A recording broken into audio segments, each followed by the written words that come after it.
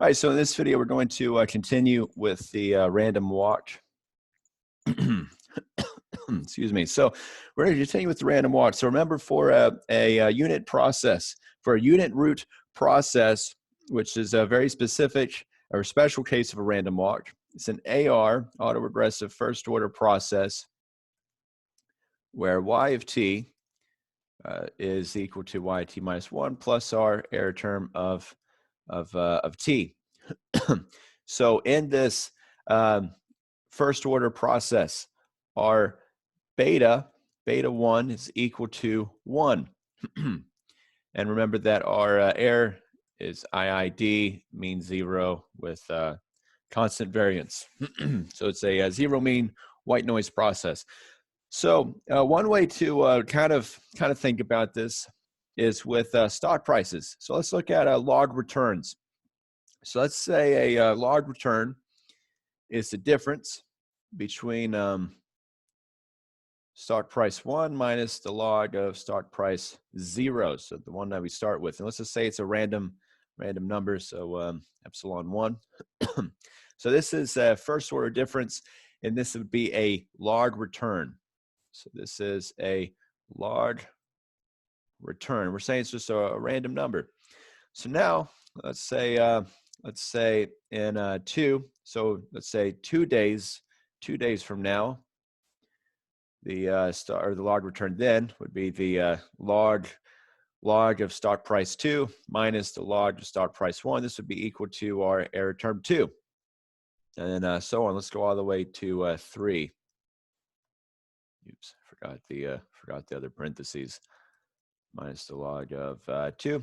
This would be equal to our error term of 3. So now, let's solve for the log of stock price 3. So let's move it around a little bit. Let's say that the log of our price 3, this is going to be equal to, we'll add the log of S2 to both sides. So S2, log of S2, plus our error term 3. So what is this equal to? What is our log of S2? Well, this, we can do it again. The log of S2 is equal to the log of S1 plus error term 2 plus error term 3. Now we can do it again. The log of S1 is equal to the log of S0 plus error term 1 plus error term 2 plus error term 3. And this you take this forward, and you can do this for up to whatever number. So this is our starting point. So this is, if you assume you assume that the stock price is a random walk and a unit root process, then this would be what it looked like. It would just be the sum of all the random variables, or I'm sorry, all the error terms. So if you took this forward, let's say you had, let's say S cap t, this would be the sum of log of 0 plus error term 1 plus all the way to error term capital T. So if this was 200 days into the future, then it would just be the sum of all those error terms. And then this would mean you take this another step further and say that the expected value of our stock price T, given historical stock prices, would just be equal to the expected value. I'm sorry, this is a log, natural log of ST. This would be equal to the expected value of our natural log of our first price, because all the error terms are IID with a mean 0. So this is if it's just a unit root process and no drift. Now say it's a random walk with a drift. So say random walk with a drift.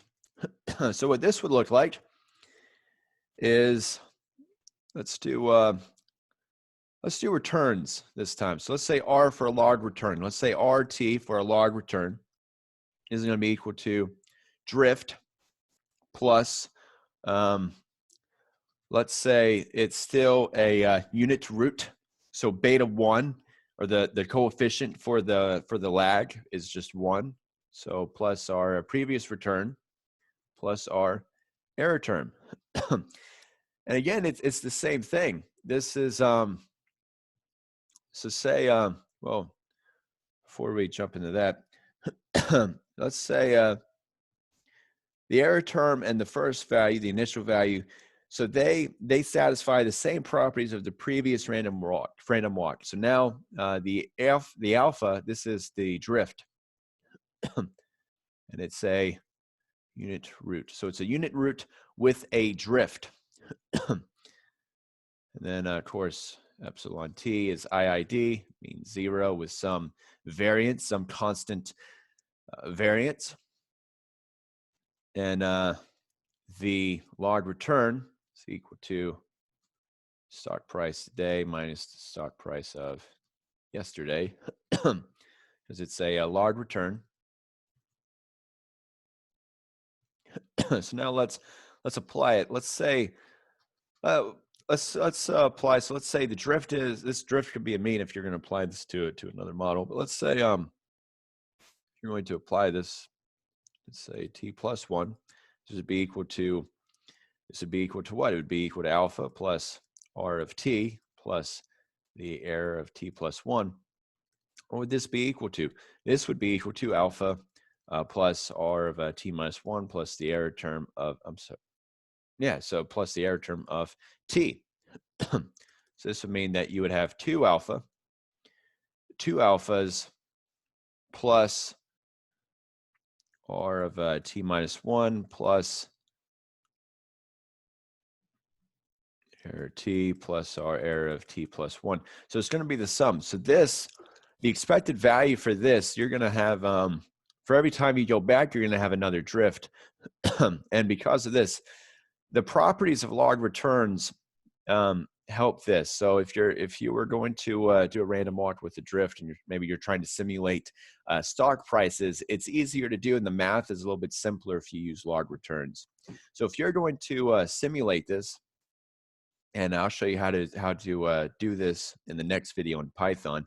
If you're going to simulate this, so let's say we have our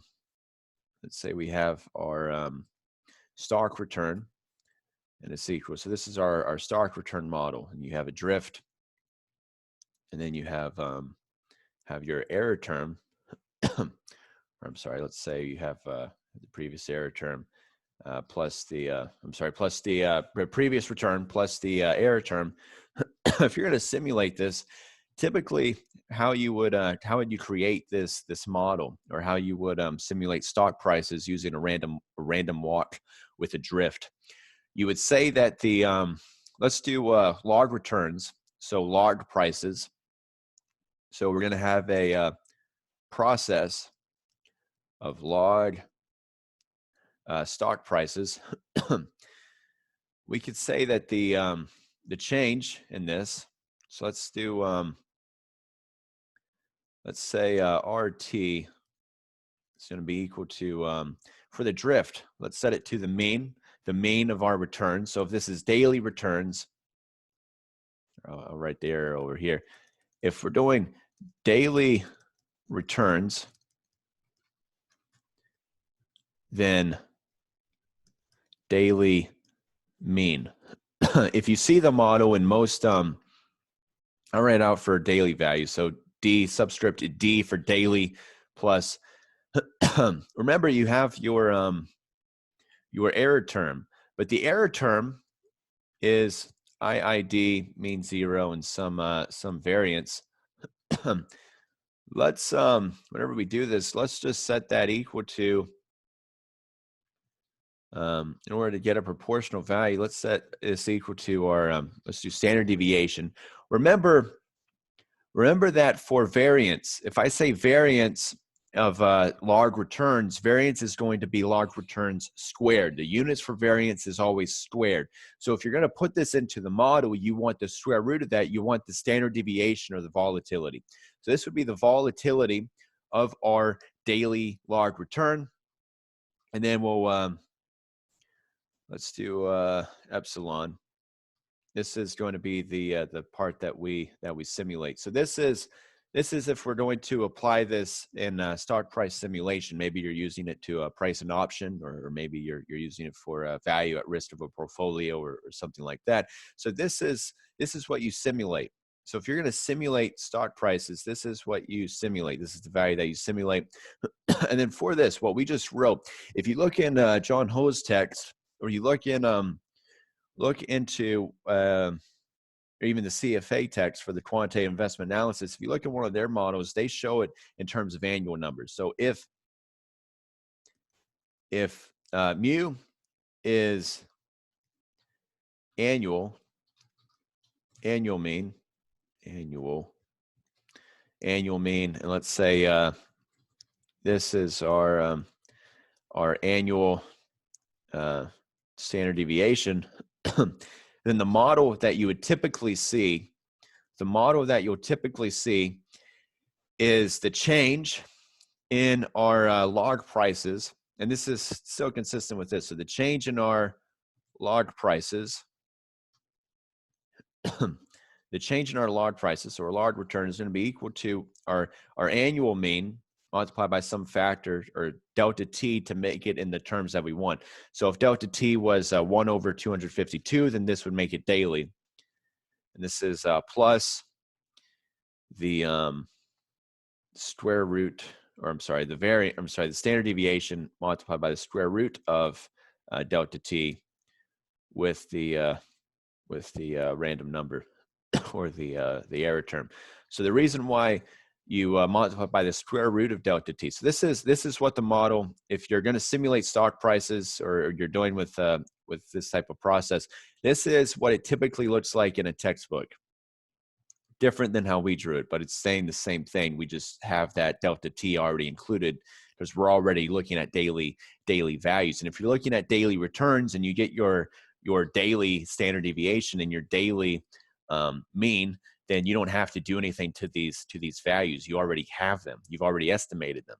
But for this, if you have annual values, or maybe if you just know what the annual mean is going to be, and you already know what the annual volatility is going to be, then now you would use this delta t term. And the reason why we're do the square root of delta t, so if you have the variance multiplied by delta t and you take the square root of it, this would give you standard deviation multiplied by square root of delta t. Then this is deterministic. This is assuming that the mean doesn't change over time. If it did, then it wouldn't be stationary. But this is a random walk, so it's not stable anyway. But this is deterministic, and our variance is deterministic. So this is taking an approach of assuming that these parameters, the mean and the variance, so the first and second moment, are constant throughout the entire process, and you assume that they are deterministic and can be determined. So we're saying that you can determine these. Then this is what's stochastic. This part here, this is stochastic or random. Stochastic or random, we're kind of saying the same thing. So for this process, and again, this is what it would look like in a text, but it's the same thing as this. This is assuming that we're already looking at daily log returns.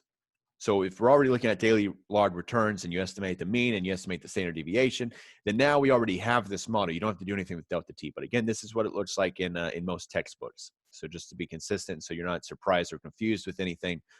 But anyway, so the mean and standard deviation, we're saying, are deterministic. You can estimate them based on historical data or some formula. So we can estimate these. And this part is random. And here, we're saying our error term is still mean zero, but in this specific case, our variance is out here. Our variance for this distribution is out here. We kind of factored it out. So this means that in this specific model, down here, our error term, or this random term, is going to be you can say a standard normal distribution. We have a mean of 0, which is consistent with up here. You have a mean of 0, but now you have a standard deviation and variance of 1. So just so we're not confused, let's let this be a standard follow a standard normal distribution. Let's draw Z, just because Z is typically standard normal. So now we're saying that Z is following a standard normal. So ZT is IID, and it's going to follow a standard normal distribution. But we'll simulate this. I'll show you how to do all this in Python in the next video. So this was a random walk with a drift, and now we're going to apply it to simulating stock prices.